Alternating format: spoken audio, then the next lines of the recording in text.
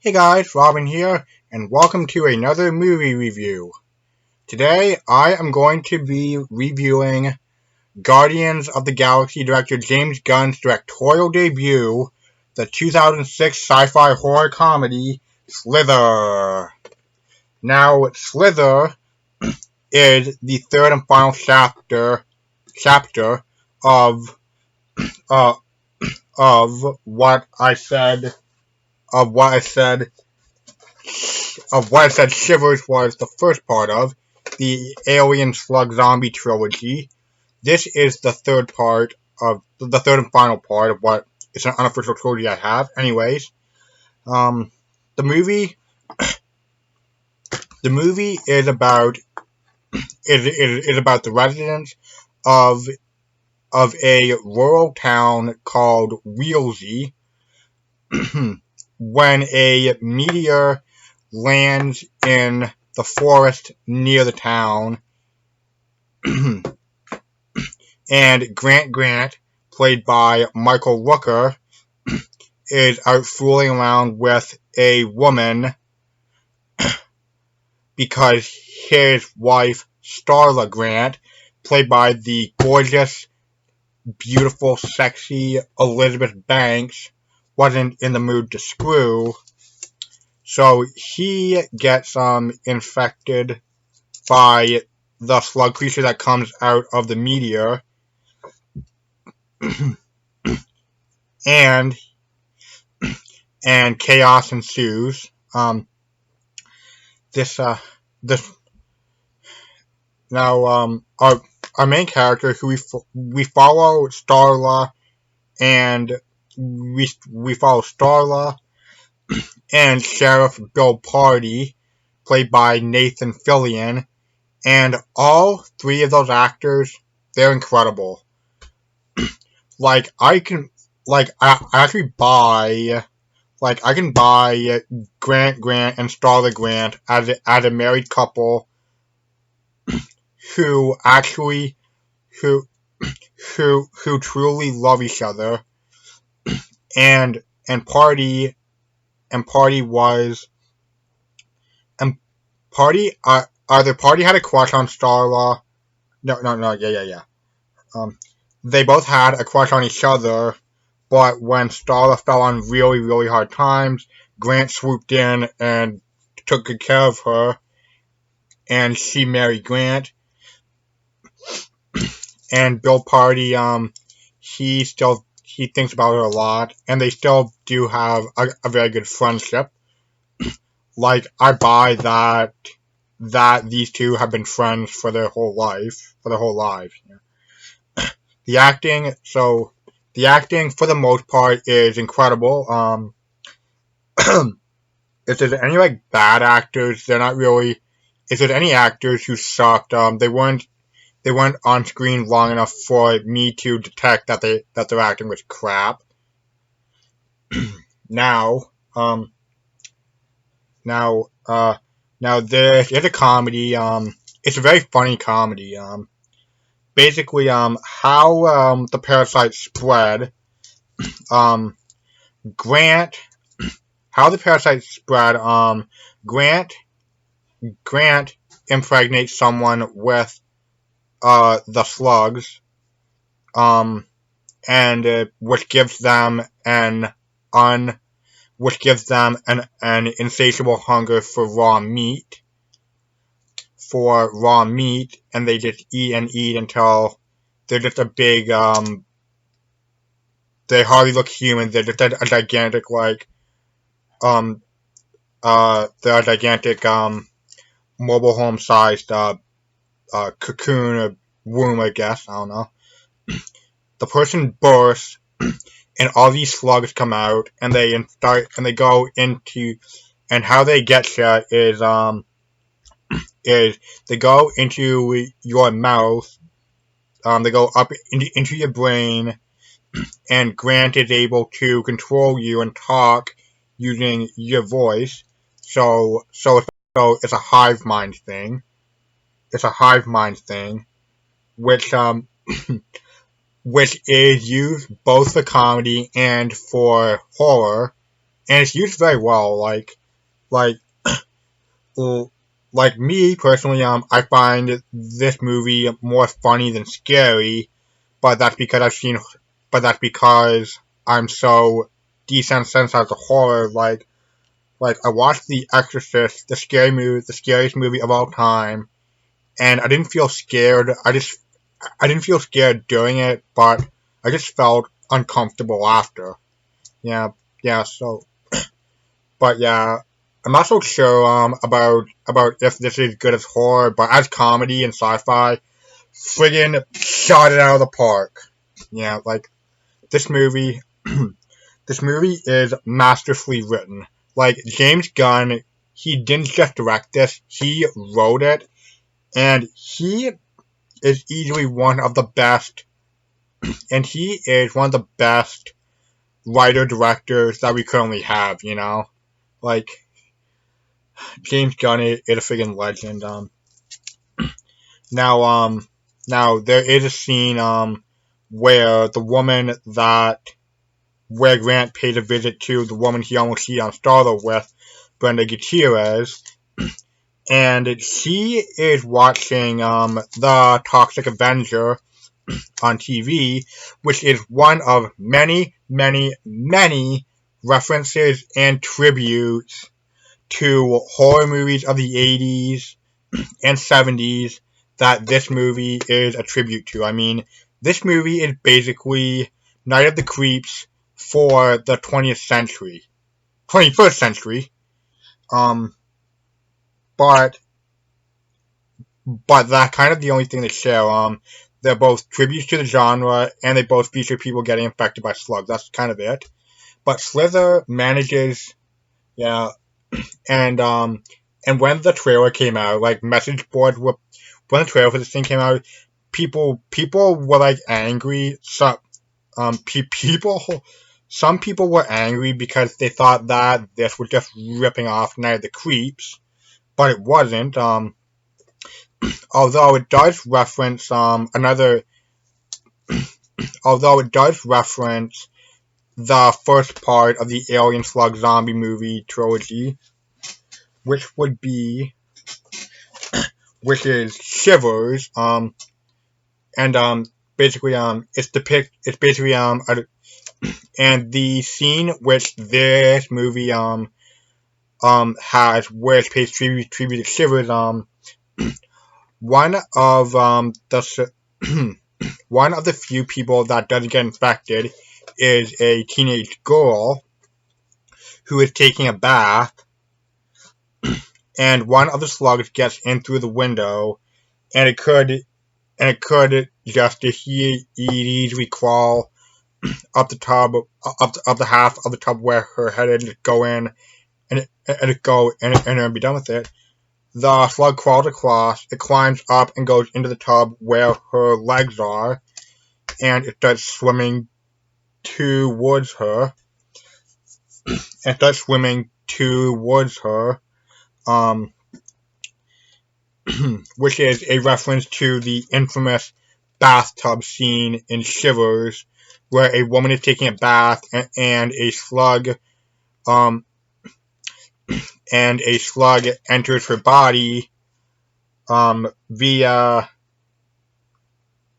via via via her, and the slug goes into her body through her nether regions. Anyway, yeah, which is one. The other references are subtle. There's the other references after the meteor with the alien slug creature crashes down in the forest just outside of Wheelsy, we see numerous shots of the people that live in the town as well as various businesses.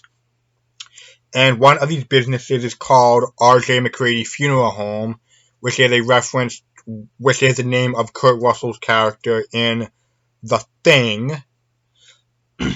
And the high school that Starwood teaches at is called Earl Bassett Elementary School. I think. Probably also a high school, I'm not sure. And Earl Bassett is the name of one. And Earl Bassett is the name of a character from the Tremors movies. And the scene also introduces us to Jack McCready, who's the mayor, and he is my favorite character in the movie. Because while everyone else relatively calm, is relatively calm and level-headed, um, um, despite everything things going on, the mayor is playing straight. The mayor is playing straight man to everybody being calm, and he's freaking. And he spends most of the movie freaking out, which is pretty funny.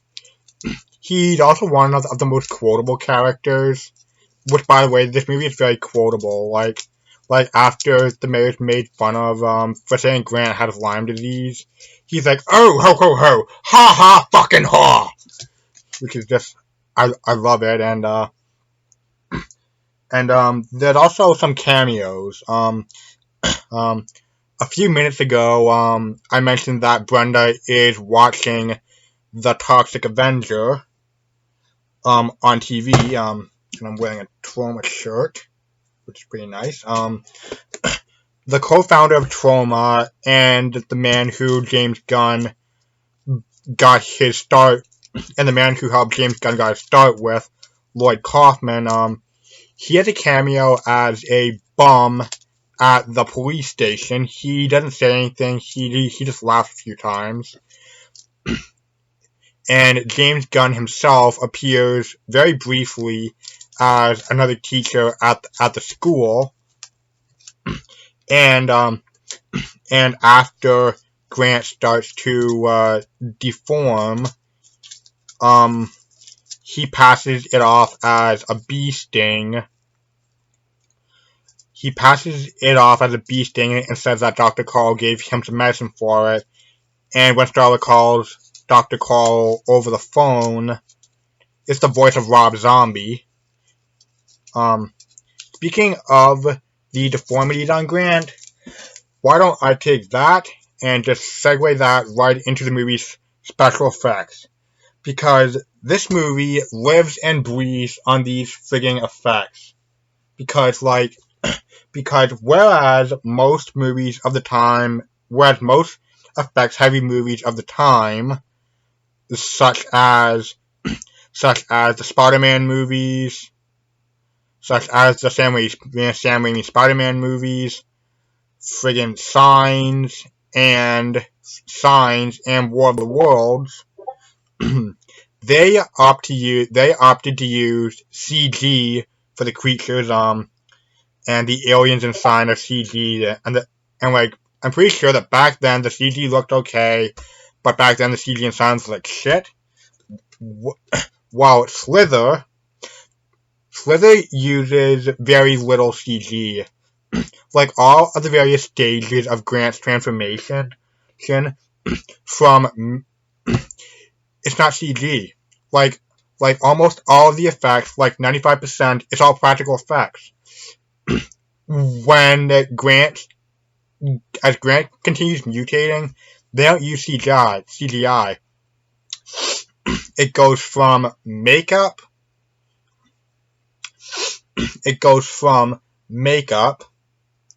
to a costume to a room-sized prop, which looks spectacular.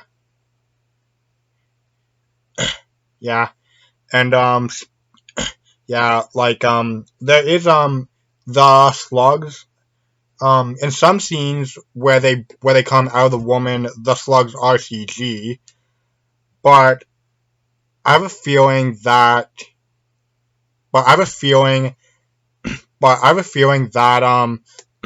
that the slugs themselves, when they're crawling with victims, they're either props or they're CG, or it's incredibly good CG. Now there's like 3 instances of CG in this movie. there is whenever Grant's tentacles are interacting with someone, whether it be pumping them full of eggs or wrapping around them. The other effect is when the creature first goes inside Grant, and and but I'll give this a pass on the I hate CGI stuff because there's no other way they could have done it. After the creature goes into Grant's chest, we get sort of an X-ray view as the creature works its way through his body and into his brain.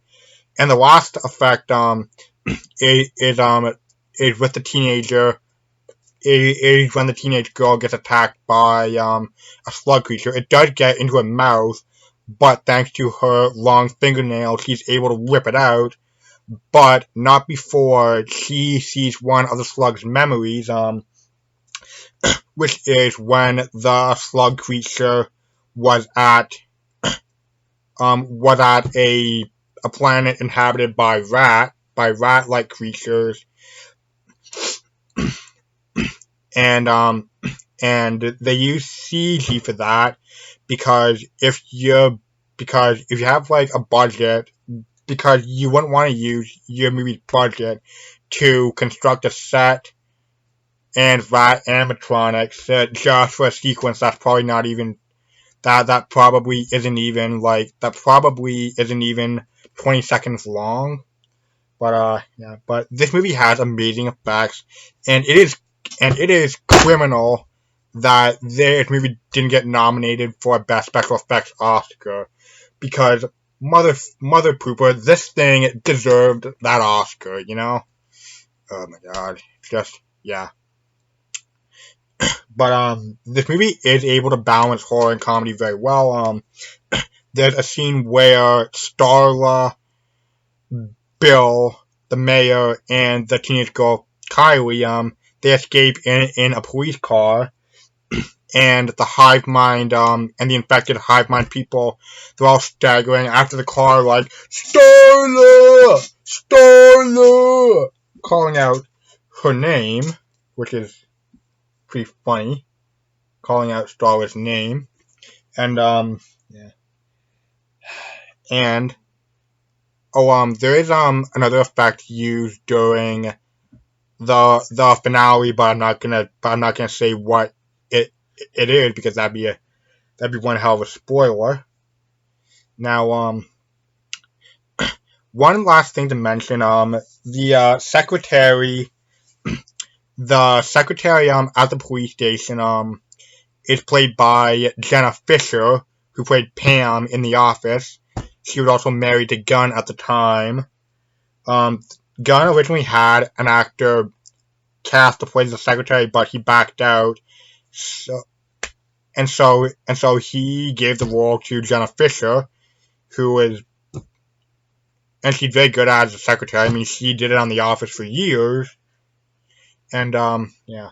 Slither, like, I friggin' love this movie. I mean, like, if you liked Guardians of the Galaxy, odds are you'll love this as well. Like, this is easily one of James Gunn's best movies. Like, if you ever find this movie on VHS, not on VHS, if you find it on DVD or Blu-ray, buy it. If it's streaming on Netflix, Hulu, or Amazon Prime, watch it. This is easily one of the best science fiction movies of the 2000s. And like, I love this movie. I mean, and with that, we come to the close of another review. So, thank you all for watching, and I'll see you all soon in the near future. Peace.